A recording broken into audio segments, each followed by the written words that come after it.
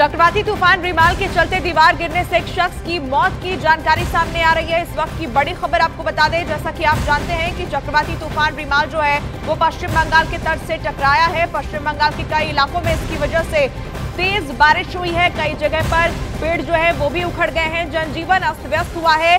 इसी बीच जानकारी ये है कि दीवार गिरने से एक शख्स की मौत हो गई है। बंगाल की खाड़ी से शुरू हुआ रिमाल तूफान देर रात पश्चिम बंगाल के तटों से टकराया। कोलकाता से ये जानकारी सामने आई, जहां पर दीवार गिरने से एक व्यक्ति की मौत हो गई है। तो बड़ी खबर आपको बता रहे हैं, कोलकाता से ये जानकारी सामने आई है। आशिका हमारी सहयोगी इसी खबर पर जुड़ गई है, सीधे उनका रुख कर लेते हैं। आशिका, और क्या डिटेल्स मिल रही है? एक व्यक्ति की मौत की खबर है।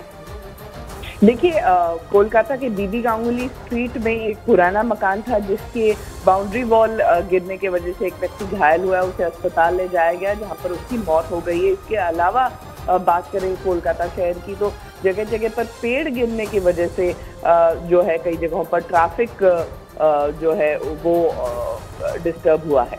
आशिका, इसके साथ ये भी जानना चाहेंगे आपसे कि देर रात ये तूफान जो है वो तटों से टकराया है, इसके बाद मौजूदा हालात क्या दिखाई दे रहे हैं?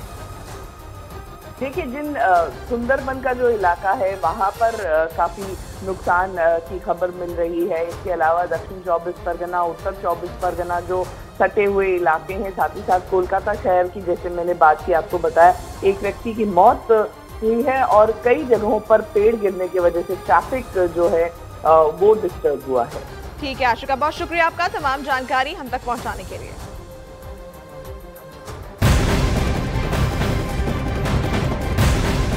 तो बंगाल की खाड़ी से शुरू हुआ रिमाल तूफान देर रात पश्चिम बंगाल के तटों से टकरा गया। मौसम विभाग के मुताबिक जिस समय रिमाल तूफान का तटीय इलाके में लैंडफॉल हुआ, उसकी रफ्तार 135 किलोमीटर प्रति घंटे की थी। इस दौरान पश्चिम बंगाल के कई इलाकों में तूफानी हवाएं चली और साथ ही तेज बारिश भी हुई। कई जगहों पर तूफानी हवाओं की वजह से पेड़ उखड़ गए। मौसम विभाग के मुताबिक रिमाल तूफान पश्चिम बंगाल के तटों से उत्तर की तरफ आगे बढ़ रहा है, लेकिन जैसे जैसे वो आगे बढ़ता जा रहा है उसकी रफ्तार कम होती जा रही है। मौसम विभाग के मुताबिक रिमाल तूफान 13 किलोमीटर की रफ्तार से आगे बढ़ रहा है। तूफान की गंभीरता को देखते हुए प्रधानमंत्री मोदी ने भी संबंधित विभागों के साथ एक समीक्षा बैठक की थी और अधिकारियों को हालातों पर नजर बनाए रखने के निर्देश दिए गए थे।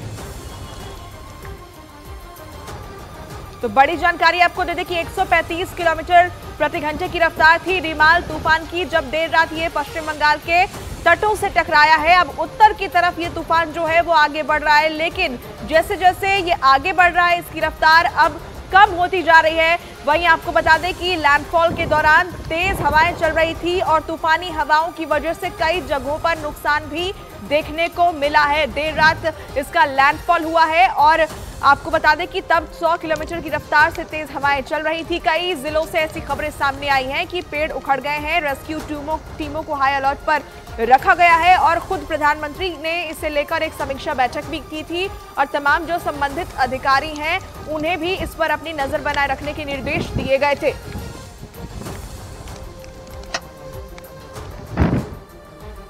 और अब हम आपको कुछ तस्वीरें दिखाने जा रहे हैं जो कि उस वक्त की तस्वीरें हैं जब रिमाल तूफान का लैंडफॉल पश्चिम बंगाल के तटों पर शुरू हुआ था, जिसका असर पश्चिम बंगाल के कई इलाकों में दिखाई दिया। मौसम विभाग के मुताबिक इस दौरान करीब 80 से 100 किलोमीटर की रफ्तार से हवाएं चली और तूफानी बारिश हुई, जिसकी वजह से कई जगह पेड़ उखड़ गए। ये 4 तस्वीरें आप देखिए, तूफान के कहर की ये तस्वीरें हैं। कोलकाता, दक्षिण 24 परगना, पूर्वी मेदिनीपुर, ये तमाम जगह जहां पर तूफान ने दस्तक दी। और अलीपुर की तस्वीर भी आप देखिए, हर जगह से लगभग एक जैसी तस्वीर सामने आई है। पेड़ उखड़ने की बहुत सारी घटनाएं अलग अलग जिलों में जो है वो दर्ज की गई है। कुछ नुकसान की भी खबरें मिली हैं। इसके अलावा तमाम टीमें जो हैं वो अलर्ट पर फिलहाल रखी गई हैं। लेकिन अब ये भी आपको बता दें कि तूफान की रफ्तार जो है वो धीरे धीरे अब कम होती जा रही है।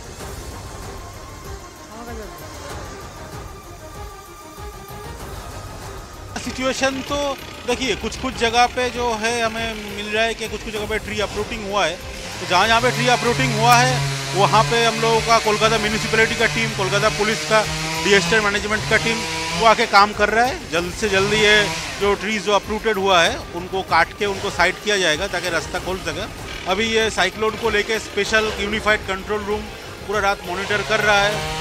म्यूनिसिपैलिटी का control room that is also being open for the entire time duration of the cyclone. और टोटल सिचुएशन का मिनट टू मिनट जो सीनियर ऑफिसर है उनका सुपरविजन में पूरा काम चल रहा है। तो पश्चिम बंगाल के चक्रवात तूफान रिमाल के टकराने की घटना पर केंद्रीय गृह मंत्रालय अपनी नजर बनाए हुए है। अमित शाह ने सोशल मीडिया प्लेटफॉर्म एक्स पर इसे लेकर पोस्ट किया है। उन्होंने अपने पोस्ट में लिखा, चक्रवात रिमाल लैंडफॉल को लेकर संबंधित अधिकारियों से बात की। जिन इलाकों में चक्रवात का असर हो सकता है वहां एनडीआरएफ की तैनाती की गई है। साथ ही तटीय इलाकों से लोगों को सुरक्षित निकाला जा रहा है। साथ ही उन्होंने ये भी लिखा कि मोदी सरकार आपदाओं में न्यूनतम जनहानि के लक्ष्य को हासिल करने के लिए प्रतिबद्ध है। रिमाल तूफान के असर को देखते हुए पश्चिम बंगाल की मुख्यमंत्री ने भी लोगों से लैंडफॉल के दौरान घरों में रहने की अपील की। उन्होंने सोशल मीडिया प्लेटफॉर्म एक्स के जरिए लोगों को घरों में रहने की अपील की है। तो ये पोस्ट ममता बनर्जी की तरफ से किया गया है, जिस दौरान लैंडफॉल हुआ था उससे पहले उनकी तरफ से पोस्ट ये किया गया और तमाम लोगों से अपील ये की गई कि जिस दौरान लैंडफॉल हो आप अपने घरों में बंद रहें।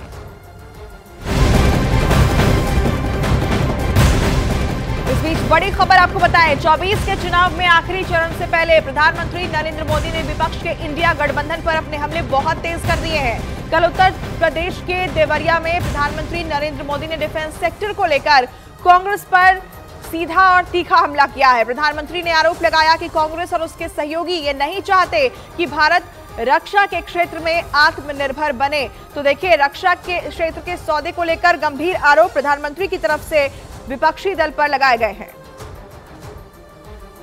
हमारा देश ब्रह्मोस मिसाइल बनाता है और वो दिन दूर नहीं जब यूपी में भी ब्रह्मोस मिसाइल बना करेगी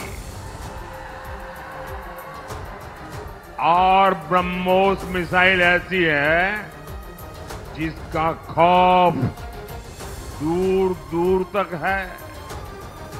दुनिया के कई देशों में ब्रह्मोस मिसाइल की मांग रही है, लेकिन कांग्रेस को ये भी पसंद नहीं आया।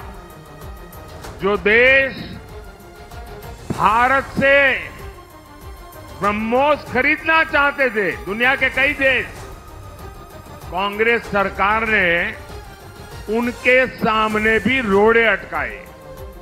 आप जानते हैं क्यों? ये इंडी वाले चाहते हैं भारत रक्षा क्षेत्र में न आत्मनिर्भर बने और न ही भारत में हथियार एक्सपोर्ट करने की क्षमता पैदा हो। ये इंडी वाले चाहते हैं विदेशी हथियारों की डील होती रहे, इनकी दलाली आती रहे। प्रधानमंत्री नरेंद्र